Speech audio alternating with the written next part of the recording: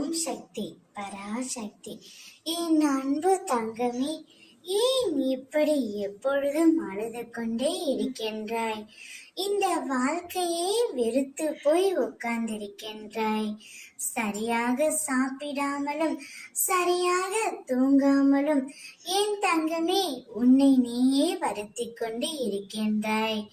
இப்படி நீ இருந்தால் ஏதாவது நல்லது நடந்துவிடுமா என்று நீ நினைக்கின்றாய்.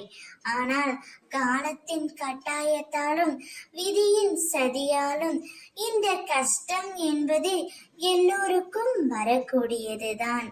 ஆனால் அந்த கஷ்டத்தை சகித்து கொள்ளும் மனப்பக்குவம் தான் எல்லோரிடத்திலும் இருக்க வேண்டும். எல்லாமே தாண்டி வந்தால்தான் வாழ்க்கை என்பது அழகாக இருக்கும்.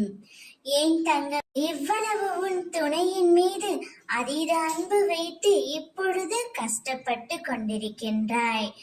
வார்த்தையிலும் சரி, வாழ்க்கையிலும் சரி, பொறுமை மிகவும் அவசியம். நீ பொறுமையாக இருந்தால் எதையுமே சாதிக்க முடியும்.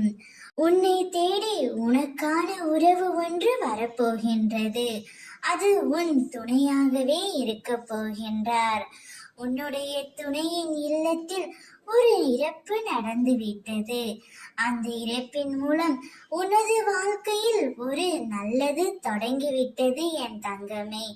உனது துணை இப்பொழுது மனம் மாறி உன்னை தேடி வரப்போகின்றார்.